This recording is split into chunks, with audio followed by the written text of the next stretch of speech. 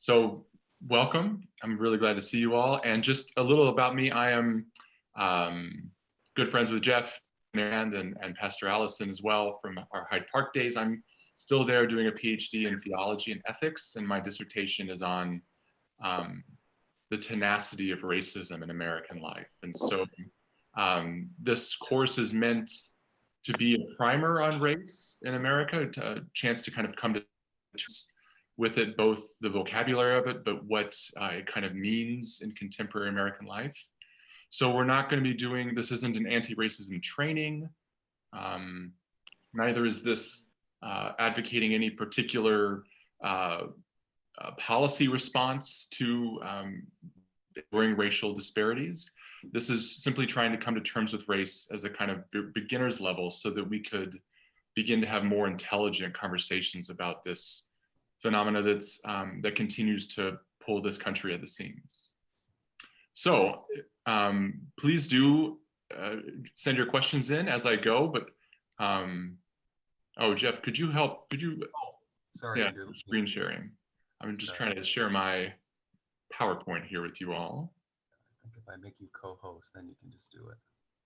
Try now. Yeah, that's it. Perfect. Thank you. Okay, so you all should see my screen now. Is that? Yes. Very good. Okay, so the title is Coming to Terms with Race, a Primer on America's Original Sin. So just a little bit of review from last week. My lecture is up on YouTube for those who want to go back and look at it, but just a little background. We discussed race as an idea, an institution, and as a sin last time. So the idea of race, I argued, is a pure fiction. It was invented out of whole cloth by Europeans who had a purpose. And I'll get into that. But first, the idea. The idea itself is that human beings can be divided into distinct, exclusive subgroups on the basis of some biological essence. So that originally was thought to be some sort of racial essence that made you a Black person, a white person, a brown person, and then later became ascribed to genetics. So there was some idea that there's something in you that makes you a certain kind of person. And second, that essence presents itself through skin color and facial features and body structure, that you can read the kind of person someone is off their face, their body, that it's visible. And that makes race different than religious affiliation usually, or national identity. And third, the third idea of the race, and its original form, was that this racial essence determines a person's intellectual and moral capacities. So how smart you are, how hardworking you are, was somehow determined by whatever this thing is inside you that makes you Black or white or brown. We said that this, the concept of race is distinct from ethnicity. So whereas different ethnic groups might share cultural traditions and celebrate similar holidays, share language with one another, they might come from the same place, that there's no kind of hierarchical relationship amongst different ethnicities, right? The Swedes and the Norwegians and the Spaniards, there's not a kind of general consensus about which one of those is better than the others. But with race, the idea of race does have this intrinsic sense that there's something better about white people and something inferior about people that are not white, again, in its original instance. And so this means that the idea of race entails the idea that some humans are more human than others. If you would, I'm just going to see if I'm hearing some background. If people would just kind of make sure they're muted. There we go.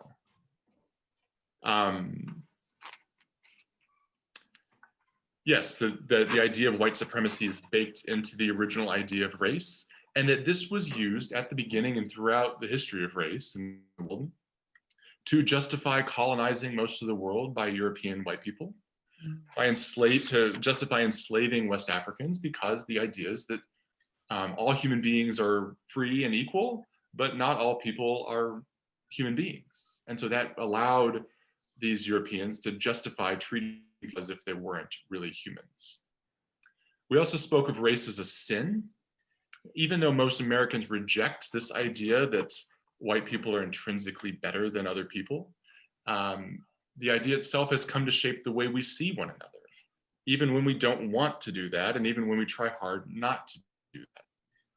We mentioned implicit biases that are ways in which racial discrimination can occur without conscious awareness of oneself doing it and without intending to do it, that these biases lurk in the recesses of our mind and are triggered automatically without our knowledge or control. I emphasize that we're not stuck, that these biases can be changed, but it does complicate things because it's manifestly clear that these racial disparities can't be changed simply with good intentions to be less racist, because people with good intentions and true beliefs that all people are created equal can still act in ways that are discriminatory without noting it. So that's the predicament we're in, but the question then is, how did we get here? And so the next two classes will focus on developing that story of how an idea that was invented out of whole cloth, that truly in the ancient world, no one knew what race was, and no one identified people based on the color of their skin, how all of a sudden that could go from a raceless world to a world where race is literally everywhere. And it's in the very first microseconds of our encounters with one another. So tonight, we'll focus on a period of overt racism. This is an era in American life where white supremacy was the law of the land. It wasn't unpopular or strange to believe that Black people were inferior to white people during this period. In fact, even many of the white folks who argued against slavery believed in the fundamental inequality of Black people vis-a-vis white people. And then the next class, next week, we'll focus on a later part of the story that I call covert racism. This refers to the era in which racism went underground. It was no longer legal to discriminate on the basis of race, and it was no longer acceptable to express racist views in public, or at least it was less so. And yet during this period, the institutions and patterns that had been 350 years in the making didn't just stop, but continued to pattern American life for decades to come.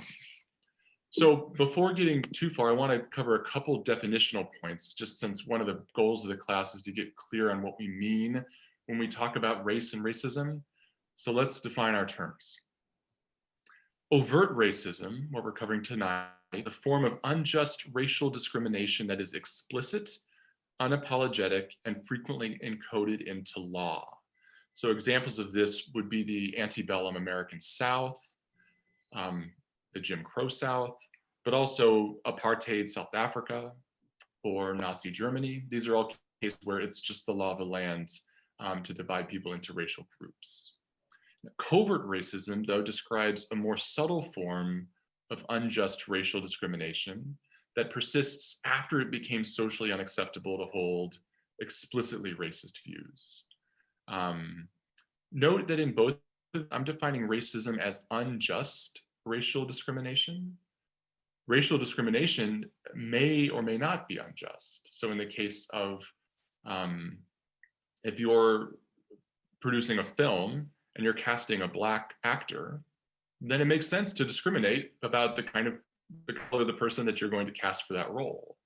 Affirmative action is another case where the United States, many colleges in the United States have judged that it's not unjust to make discriminations based on race to achieve other social ends. So racism, there's confusion here because frequently you'll hear folks talk about reverse racism. And the idea there is that any kind of racial discrimination is inherently unjust. And I'm trying to say that that's not necessarily true, that there could be good reasons to make discriminations based on a person's race, but racism refers to unjust versions of that kind of discrimination. And it comes in two forms. There's another distinction I want to draw between personal and institutional or systemic racism.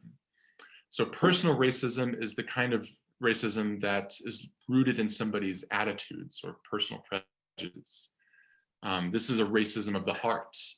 The father who forbids his daughter from dating Black men because the father thinks Black men are generally lazy or dangerous.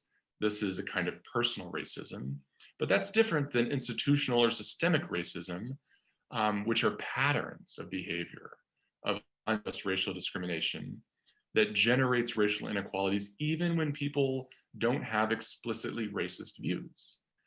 This is a kind of, one scholar has called it racism without racists, that once the patterns get going, that you don't need hatred in your heart to keep this, to keep these disparities going. So these are just a few terms. I want to kind of throughout the course keep populating our vocabulary with these, with clear definitions, so that we're again able to have a productive conversation about it. So any questions yet, Jeff? We're doing okay? Not seeing any in the chat. No. Okay, great. So let's begin. Overt racism from slavery to civil rights. This image here is a slave manifest from a slave ship, where you'll see human beings' names, their sex, their age, and their class or race there, black or mulatto, all of these folks, on a ship from South Carolina to New Orleans. So Thomas Jefferson wrote the Declaration of Independence because he believed that if you're going to break away from the King of England, you'd better give him some good reasons why you're going to do so. The argument begins with these familiar words that express the moral foundation of these new United States. We hold these truths to be self-evident, that all men are created equal, that they are endowed by their Creator with certain unalienable rights, that among these are life, liberty, and the pursuit of happiness. This principle, the fundamental equality of human beings, entitles them to rights on which no government can legitimately impinge. They are inalienable. And further, Jefferson thinks that these rights and their basis in human equality are self-evident, that any clear-headed individual, even King George III, could see that they are true. They don't need argument. They're just apparent, he says. It's one of the central ironies of American history that self-evident truths as human equality and the right to liberty could be so manifestly not evident in the society that was supposedly built on these lofty ideals. This irony was not lost on Samuel Johnson, the British satirist, who famously remarked in 1775, quote, "How is it that we hear the loudest yelps for liberty amongst the drivers of Negroes?" Close quote. I think this is important to note because even though chattel slavery was common practice in the New World in the late 18th century, it was not as if absolutely everyone in Europe or the Americas was oblivious to this evil. It's frequently said, well, it was a different time and place, they had different customs, but even people, even certainly the enslaved people could tell that there was something wrong here, but even good British citizens like Samuel Johnson could tell there was something evil in this. In fact, those who were most keenly aware of slavery's brutality and injustice, the people who were enslaved, did not view the practice of slavery as merely an ironic oversight by the founders. Rather, they saw reported the outright contradiction. Frederick Douglass was a slave and one of the most prominent abolitionists in the 19th century. In one of his most famous orations, entitled "The Meaning of the 4th of July for the Negro," he put his thoughts like this: "What to the American slave is your 4th of July? I answer, a day that reveals to him, more than all other days in the year, the gross injustice and cruelty to which he is the constant victim. To him, your celebration is a sham, your boasted liberty an unholy license, your national greatness swelling vanity. Your sounds of rejoicing are empty and heartless, your denunciation of tyrants brass-fronted impudence. Your shouts of liberty and equality hollow mockery. Your prayers and hymns, your sermons and thanksgivings, with all your religious parade and solemnity, are to him mere bombast, fraud, deception, impiety, and hypocrisy." Now, on the one hand, it's always true that human beings fall short of our principles. Not since the Garden of Eden has there been a perfect utopia on earth. And even there, we knew how that turned out. But the gap in the early United States was not just the common one between pristine ideals and messy reality. It was hiding something much darker. Of course, that which was hiding in plain sight was slavery. It was hiding in George Washington's home, Mount Vernon, where at the time of his death in 1799, there lived some 317 enslaved Africans. It was hiding in Thomas Jefferson's home, Monticello, where over the course of his life, he owned over 600 enslaved people. It was also hiding in Thomas Jefferson's bedroom. It's well documented that he fathered several children with Sally Hemings, an enslaved woman who, as such, had no power to refuse his advances. In fact, rape laws in the South up to the Civil War only pertained to white women. Slavery was legal in all 13 British colonies that would become the USA. So for over 150 years before those colonies declared their independence, Black people lived and worked on American soil with no recompense, no rights, and no liberty. One way to understand early American legal history is an attempt to square these egalitarian principles with the very inegalitarian realities that excluded Black people and Native Americans from we the people that begins our founding documents. How did this institution, one that commentator referred to as the American South's peculiar institution, come to be? Put another way, how did it come to be the case that a handful of British, French, and Spanish colonies came to have so many Black people? Scholars estimate that between the 15th and 19th centuries, over 20,000 slave ships traversed the Middle Passage of the Atlantic Ocean. Now, the Middle Passage means it's between the first passage and the final passage. The first one was the journey from being taken captive, usually by local African slavers, and transported to ports where the enslaved were then loaded onto ships. The Middle Passage was the harrowing journey across the Atlantic to the Americas. The enslaved were crunched in below deck. You can see here in the image, the lower image, what this might have looked like. And the men were chained to one another and given the least desirable food and rarely allowed to come above deck to receive fresh air.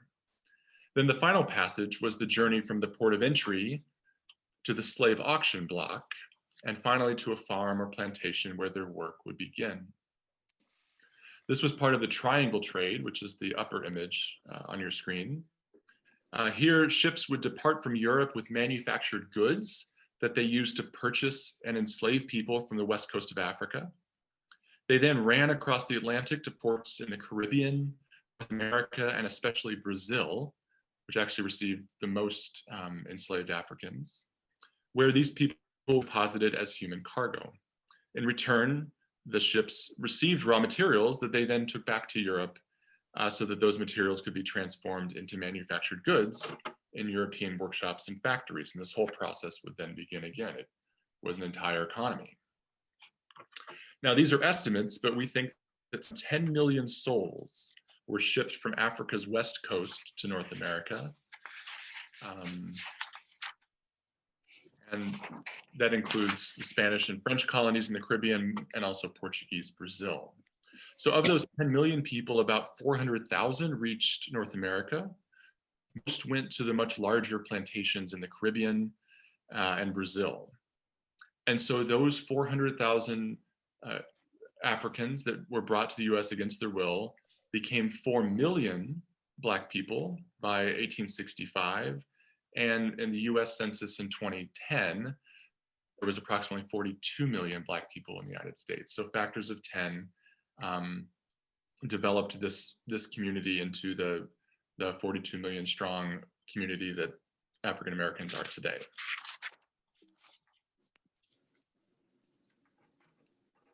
So to get a sense, the first enslaved Africans arrived in Jamestown, Virginia in 1619. The White Lion was the ship that delivered some 20 Africans to the British colony, and they had been taken from a Portuguese slave ship that these Brits had come into contact with in the Atlantic.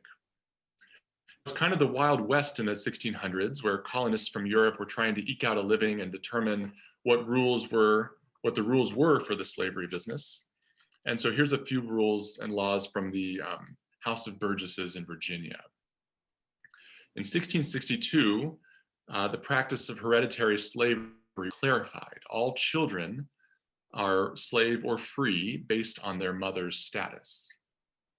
In 1667, that legislature clarified that baptism, so becoming Christian, doesn't make a slave free. And by 1669, you have this law, quote, "If any slave resists his master, and by the extremity of the correction should chance to die, and his death shall not be accounted a felony. But the master should be acquitted from molestation, since it cannot be presumed that premeditated malice, which makes murder a felony, should induce any man to destroy his own estate."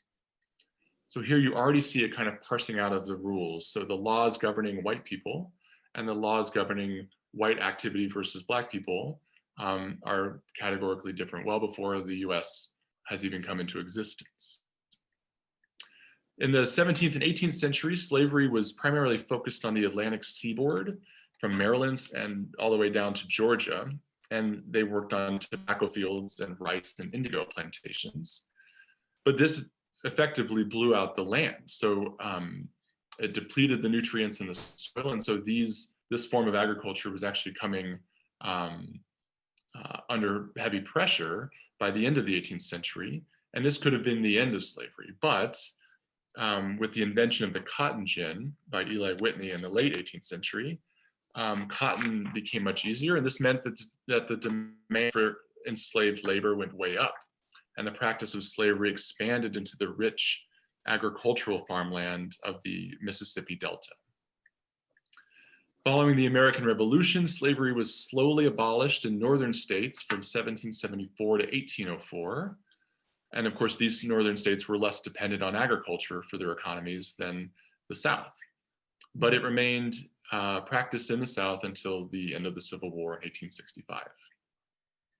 And as students of American history will know, this tension between northern and southern states, particularly on the issue of slavery, would come to a boiling point in 1861.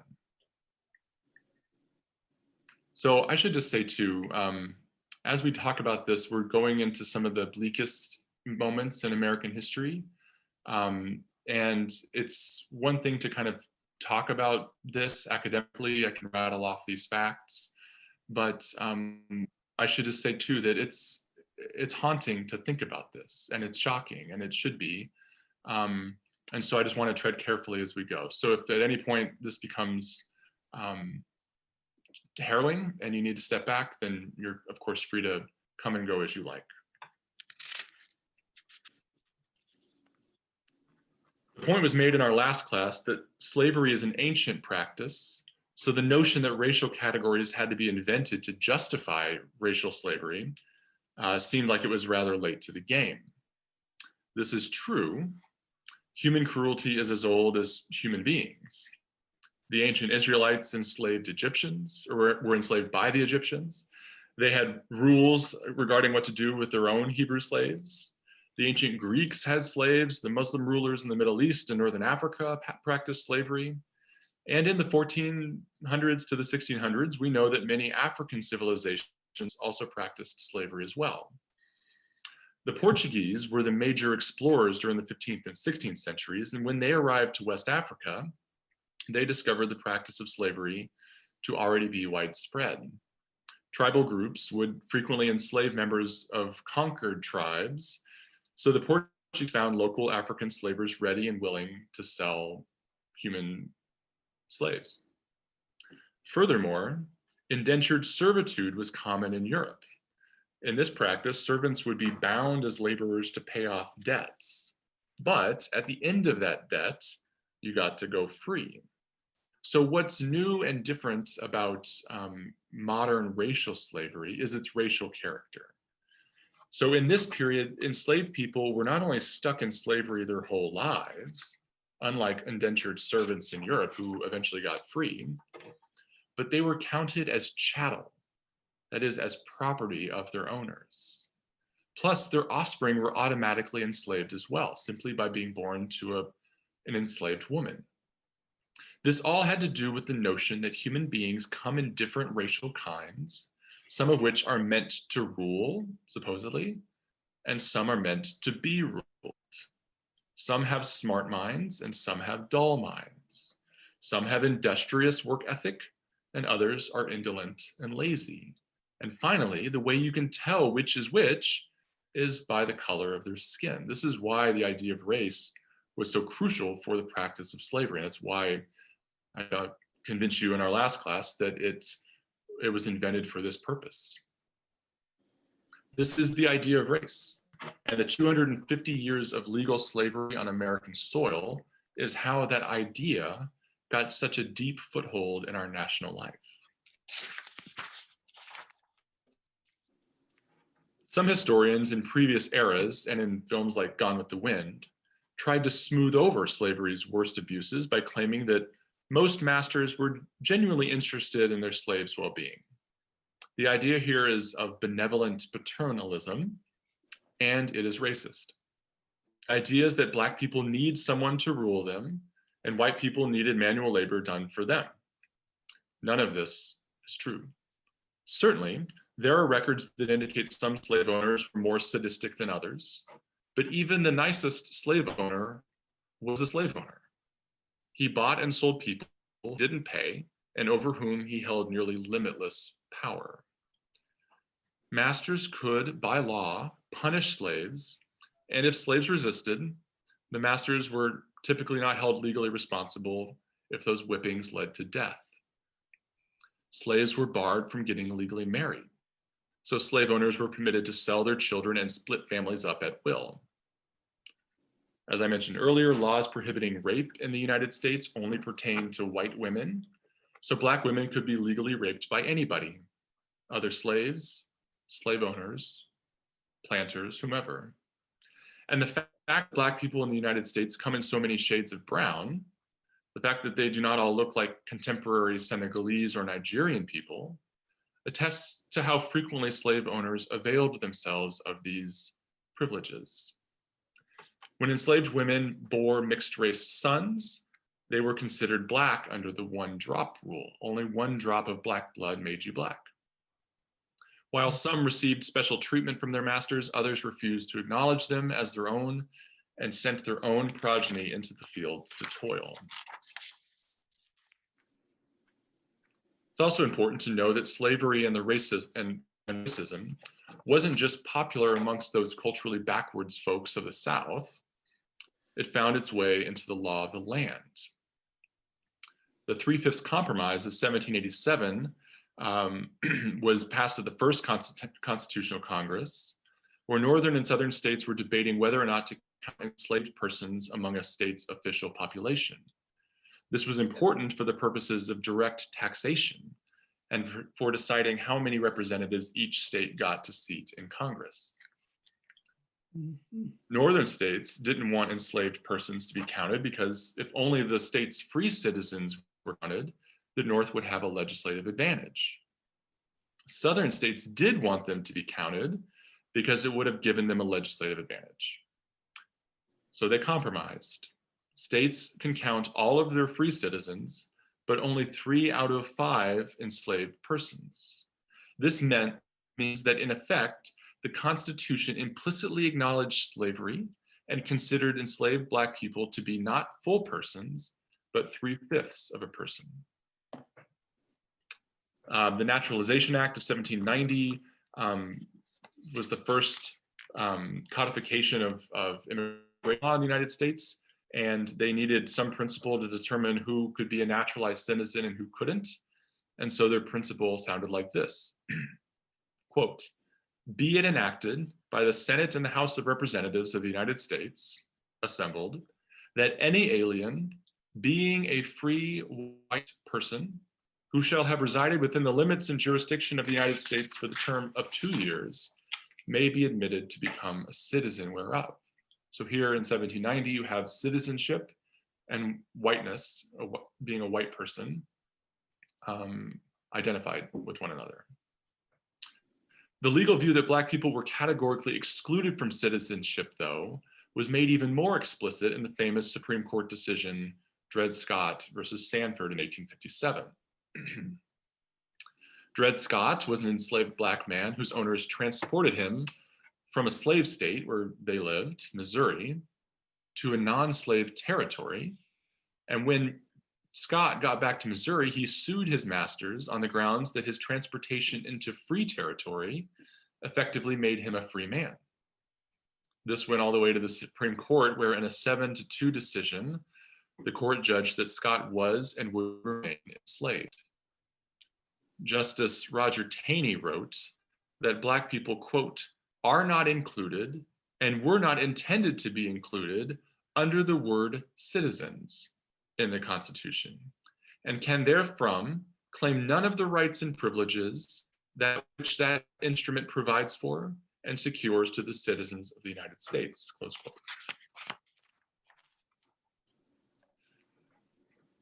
Jeff, any questions? Are we still doing okay? Yes, we're still doing okay, Andrew. Okay. Thank you. Yeah, great. Now, there were abolitionist movements and slave revolts during this time. There was a powerful stream of American history that fervently and articulately rejected slavery and eventually brought it to an end.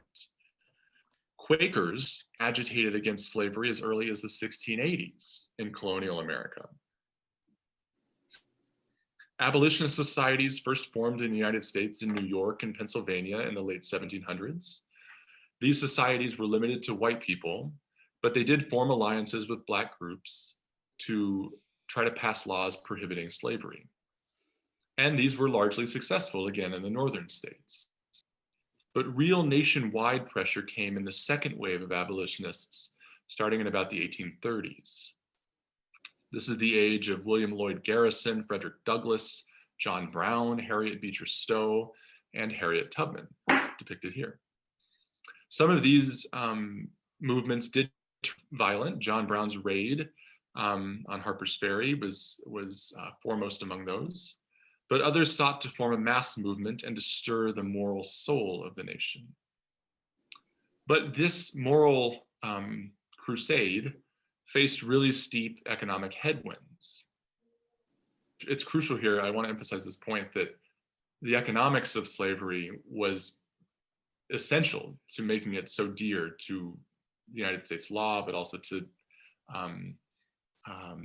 United States culture. So here's some figures. In 1860, just before the Civil War, 80% of the nation's GDP was tied to slavery somehow.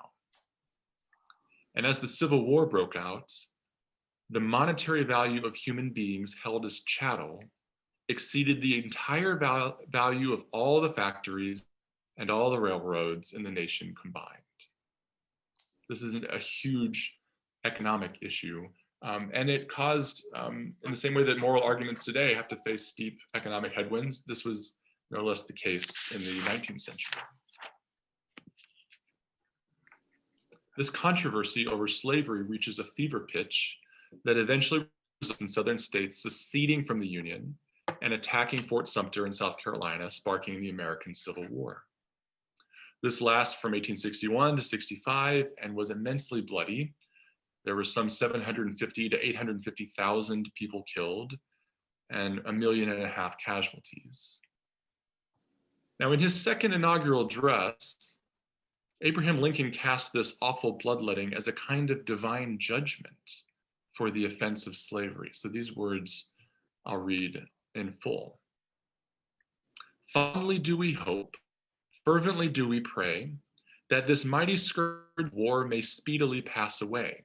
Yet, if God will that it continue until all the wealth piled up by the bondsman's 250 years of unrequited toil shall be sunk, and until every drop of blood drawn with the lash shall be paid by another drawn by the sword. Then, as was said 3,000 years ago, so it still must be said, the judgments of the Lord are true and righteous altogether. Now, Lincoln raises a profound political and, in fact, theological question, one that continues to haunt us today. How does a nation repair 250 years of unpaid labor? How does a nation make recompense for every drop of blood drawn from enslaved Black people by whips held in the hands of white people? But theologically, this question takes on an even greater profundity.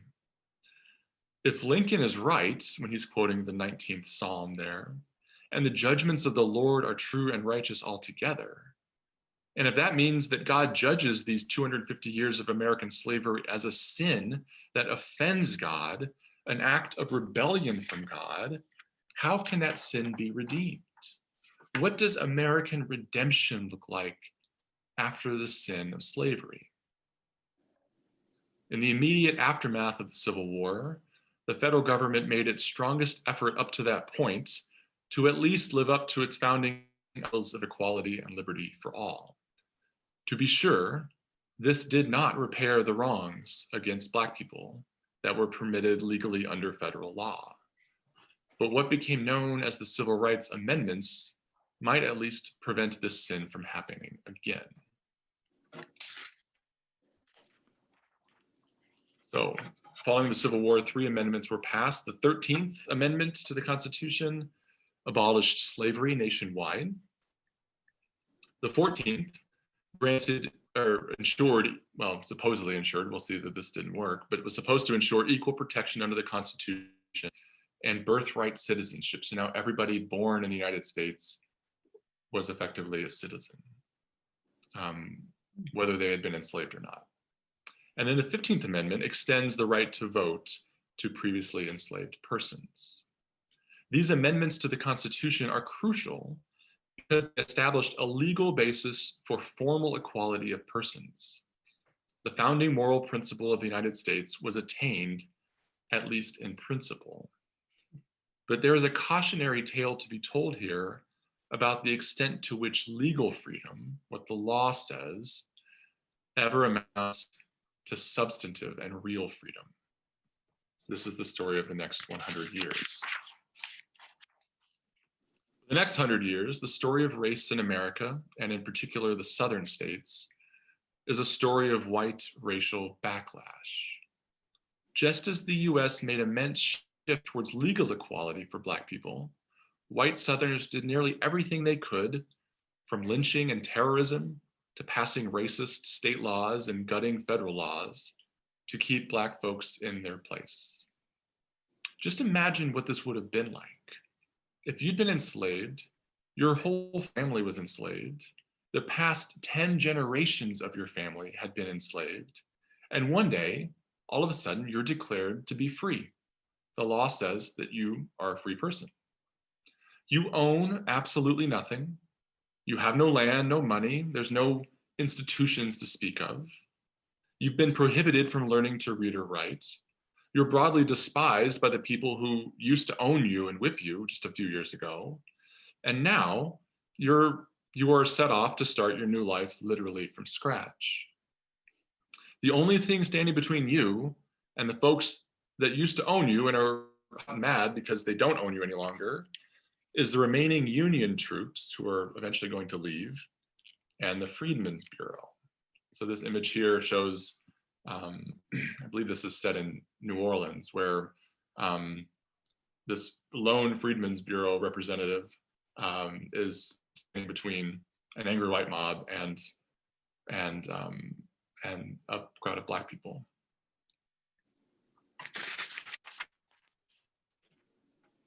So this is William Tecumseh Sherman, good-looking fellow that he is. He was the one who famously marched to the sea and scorched all the earth from Atlanta to Savannah. He's a Union general. In January of 1865, Sherman issues Special Field Order number 15, which promises to divvy up Confederate-owned land on South Carolina and Georgia coasts and distribute it in 40-acre tracts to previously enslaved people.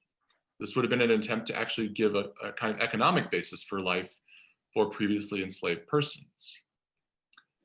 And for those among us who are in principle opposed to such, when Andrew Jackson ascended to the presidency in April, so this was the order was issued in January, and Lincoln was killed.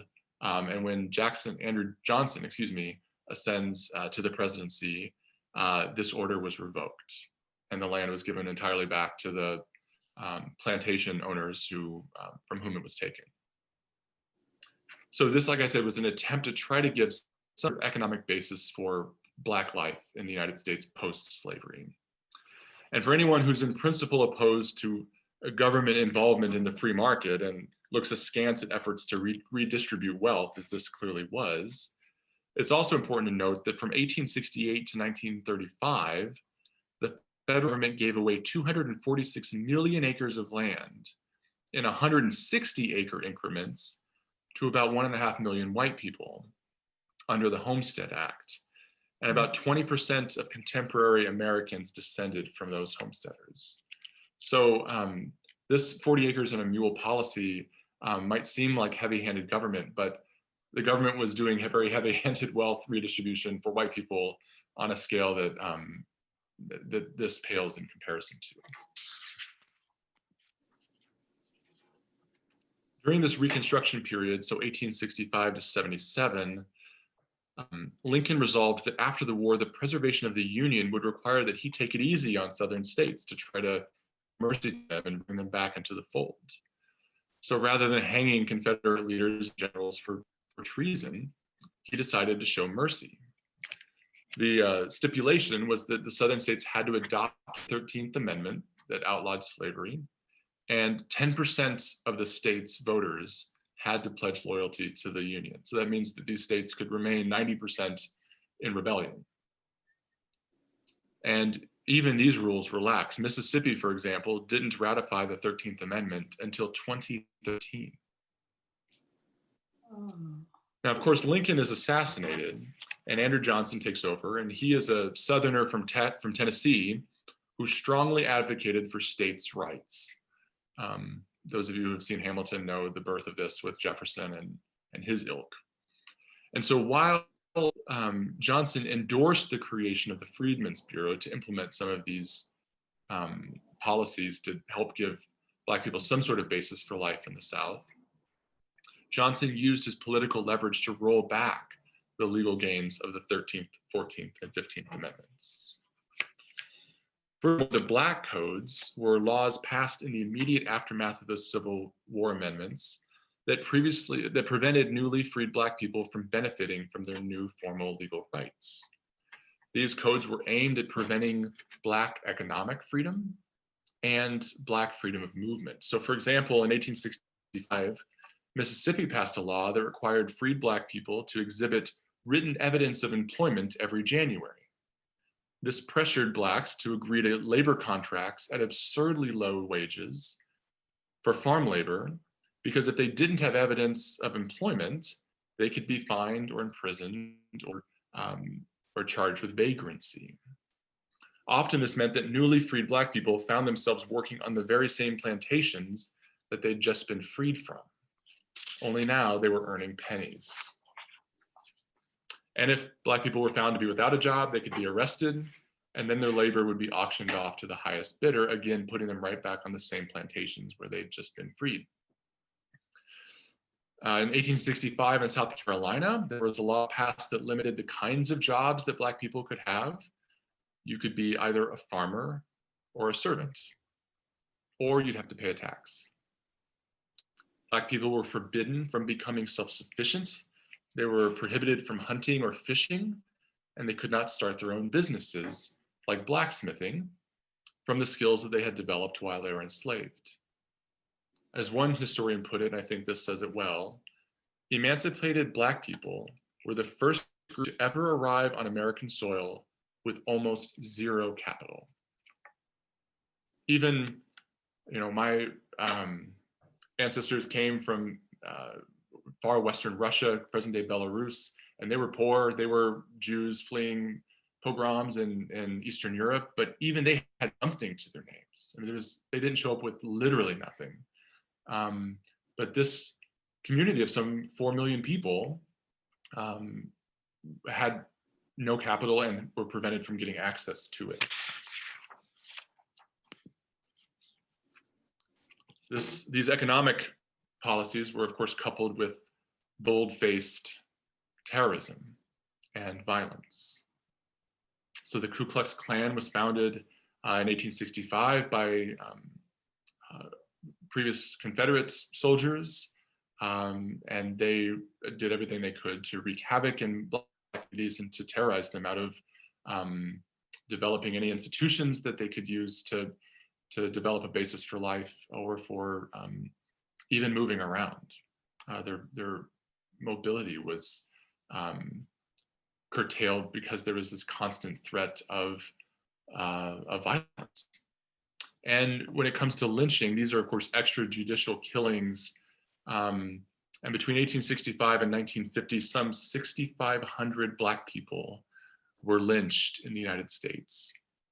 That's 2 Black people executed per week for 9 decades. And so this, the post-Civil War era, there's a kind of myth that I'm trying to reject here. Slavery ended in 1865, what's the problem? Well, there's a long history that followed the end of slavery that had kneecapped Black people from attaining economic security and from even knowing that their own health and safety is secure. Okay, we're moving into the 20th century here. So the separate but equal doctrine. In every aspect of Southern life, men who fought for the Confederacy did everything they could to intimidate Black people, to restore slavery by another name, and to terrorize Black people and the federal government's Freedmen's Bureau to ensure that formal equality that was promised in these Civil War amendments would not be realized. By instituting taxes and later literacy tests, Black people were prevented from exercising their right to vote protected by the 15th Amendment. So even though this amendment had passed and this was on the books that Black people had the right to vote, could be citizens, had equal protection, these Southern states did everything they could to prevent it in all manner of chicanery. So in a series of Supreme Court cases, Black people protested these tactics and demanded that the federal government intervene to enforce the protections supposedly granted to them in the Constitution. Routinely, the Supreme Court judged that it was within the states' rights to determine just how these freedoms and protections would be enforced. But of course, the states were governed by ex-Confederate generals and officials. So that meant the policy was enforced segregation. This effectively gutted the 3 amendments after the Civil War by refusing to grant federal oversight of the way that these states enforced their laws. So the classic case here is Plessy versus Ferguson, 1896. Homer Plessy was an octoroon. That means that he was 7/8 white and 1/8 Black, had 1 Black ancestor. And he intentionally violated Louisiana's whites-only rail car policy. So he went into a whites-only rail car in order to draw the rail car into what he thought would be an infringement on his constitutional rights. When they did that, he argued that the 14th Amendment, which ensures equal protection before the law, protects him from such separate but unequal treatment. His idea there is that by discriminating against him on the basis of his race, the rail company was not respecting his constitutional right to equal protection. But the Supreme Court ruled against him. They ruled that while the 14th Amendment ensures legal equality, it does not eliminate social, quote, distinctions based on color, close quote. Americans were free to discriminate on the basis of in banking, employment, drinking fountains, public schools, college admissions, and just about everything else. This court case provided the legal basis for the Jim Crow laws that were to follow, and then enforced legal segregation in the South all the way up through the mid-1960s.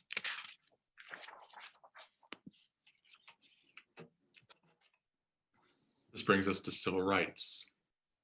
Brown versus Board of Education in 1954 denounced the separate but equal doctrine in education, saying that separate does not mean equal. Of course, this did not immediately integrate schools. In some cases, it took the National Guard to be called in, and those cases are well known. I'll go through these quickly. Civil Rights Act of 1964 made it illegal to discriminate on the basis of race, color, religion, or sex. This meant that hotels and lunch counters and dance halls could not discriminate on the basis of race. This also made it illegal for states to allow different processes for voter registration for persons of different races. And then finally, the crown jewel of the civil rights legislative amendments was the Voting Rights Act of 1965, recently gutted in I think it was 2013. But this act outlawed literacy tests, which were tests that you had to prove that you could read before you could vote, which excluded many people. It also outlawed the passing of any law that resulted in discrimination of racial or language minorities. The key to this, though, was that it provided federal oversight of voter registration in states with an especially egregious history of voter suppression. So in states where some states would have voter rolls that were filled with entirely white people. And so it was manifestly clear that there were extrajudicial, extra legal measures being taken to prevent Black people from registering to vote. And in these cases, the federal government now had the right to come in and intervene. This is exactly what was taken away recently in the Supreme Court case in 2013, when the argument was made that because evidence of voter suppression has seemed to have been taken care of, there wasn't these kind of gross, egregious voter suppression efforts, at least that they could tell, that these interventions from the federal government were no longer necessary. But of course, the argument was that the reason that there weren't these voter suppression efforts was because there was federal oversight. And so to remove it is just to welcome the same thing that had happened for so many years. So that's a recent iteration of this policy. Okay. So I just covered a lot of history. I just want to say a few words to kind of summarize and get us into a space where we can reflect on this. But I'm trying to draw some through lines that help us understand how this idea that didn't exist in the world became so deeply embedded in American life. So a few points to take stock of what we've covered. In the United States, Black people were legally enslaved for approximately 250 years.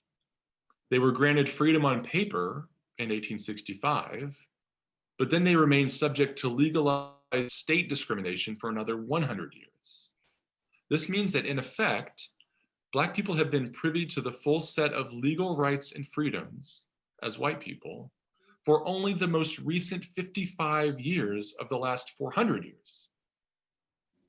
This also means that the moral foundation of the United States that held all men to be created equal and promised to respect the inalienable rights of life, liberty, and the pursuit of happiness was not only withheld from Black people at our founding, it was also withheld from Black people for the next 100 years of Reconstruction and Jim Crow.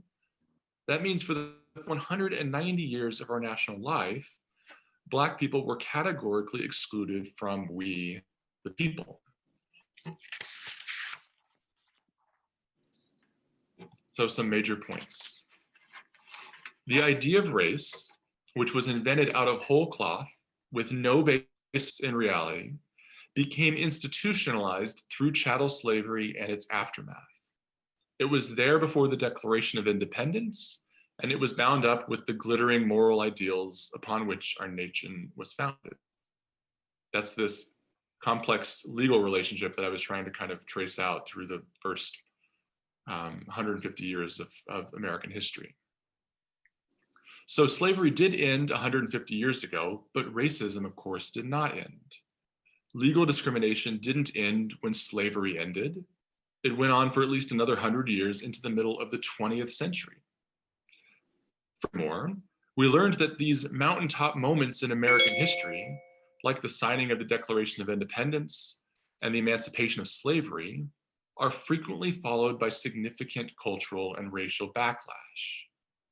This is what we'll find in our next session when we move past civil rights. So each time there's been a moment where it seems like we're moving in the right direction and laws are being passed that are protecting Black people from this kind of discrimination, there's usually a swift move to undercut it that we'll see in the 1960s and 70s, and that we are experiencing, I think.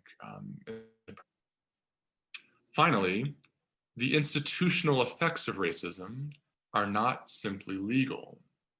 It's important, I think, because you'll hear these arguments that slavery ended so long ago, the civil rights movement happened a long time ago, like there's not really much space for agreements now on racial terms. We all seem to be on an equal footing, that the passing of laws is not the same thing as actual equality or actual freedom. And that the history that I've traced tonight it was meant to demonstrate that there's a significant difference. And we can see here, I showed this in our first session. I think I'm going to show this every time because it's probably the most important graph about race in America today.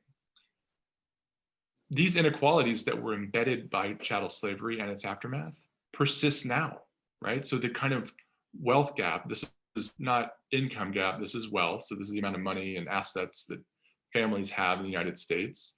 The median net worth of white families is 10 times that of Black families. And this makes sense given that, as I said earlier, freed African Americans were the group to arrive on American soil with zero capital. And so the fact that they've made it even as far as they have is nothing short of miraculous. And as we'll see next week, there are still policies in place that are keeping this gap alive and probably even widening. Certainly during the pandemic, it has widened. Okay, so that's what I came to talk about tonight. I think we should break out into breakout groups now. So this should go easily. Jeff will just push a button and you will be automatically assigned to a group. So introduce yourself when this happens, and then maybe mention an idea that stuck out to you from tonight's presentation that you thought was surprising or confusing and you want to talk about more. And then ultimately, I'd like us to talk about this, since we're all church folks here. We can talk about theology, that's okay. If slavery is America's original sin, the way I've argued tonight, what might American redemption look like? This is the question that stems from Lincoln's second inaugural address.